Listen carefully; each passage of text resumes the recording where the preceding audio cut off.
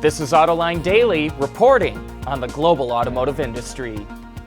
BMW and Daimler continue to strengthen their partnership.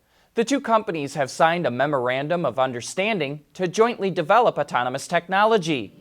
The focus will first be on next-generation technologies for driver assistance systems, autonomous driving on the highway, and autonomous parking. They hope to have those technologies market-ready by the middle of 2020.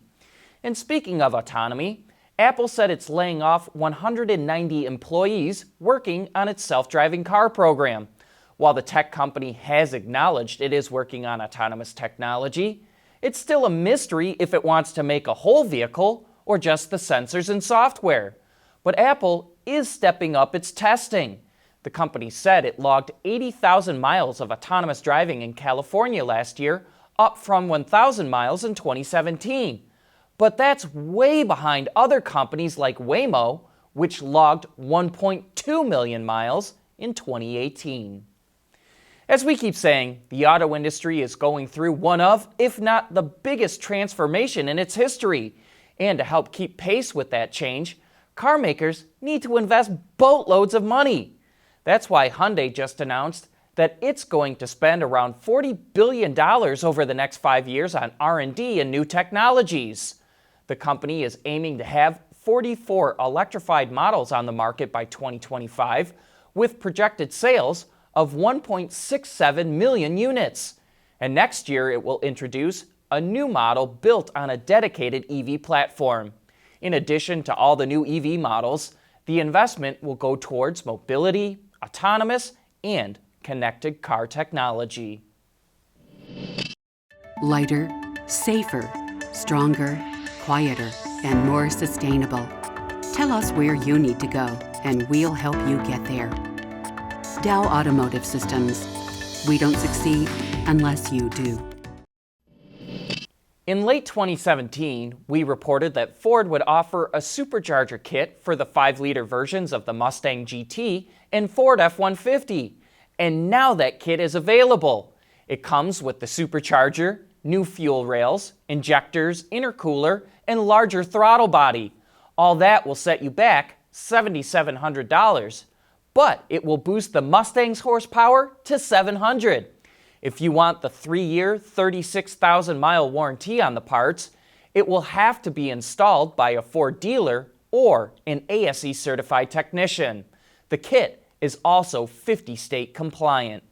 And speaking of Ford, we'll be getting a history lesson about the automaker on Autoline After Hours this afternoon. That's because our special guest is Bob Krimke, a historian of the company.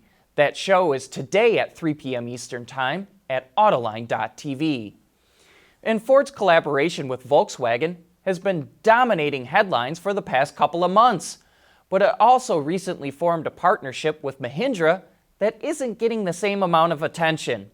Jim Farley, Ford's president of global markets, told us on Autoline this week why that partnership with Mahindra has been very helpful for the company. But before we do that, a shout out to our sponsors. Autoline Daily is brought to you by Bridgestone Tires, your journey, our passion. Dow Automotive Systems, advanced materials that deliver better results. And by ExxonMobil. So one of the big critical business issues for us is India. We think India, perhaps one of the lowest revenue markets in the world, tough, fantastic customers. We've never been successful in India. We had a partnership with Mahindra in the past. It didn't work out for a variety of reasons. But so we went to them and we said, we want to work with you on our India business. Nothing more ambitious than that. And we said, okay, let's develop a vehicle together. Let's develop an electrical vehicle together, because India is starting to make the electrification journey. And also let's work together on sourcing, logistics, kind of benchmarking the industrial system of the company. Holy cow.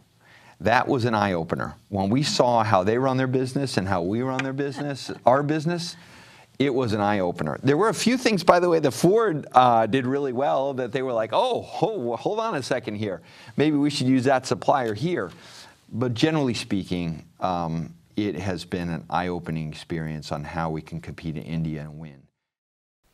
And that discussion is available to watch right now on our website, or you can find it on our YouTube channel.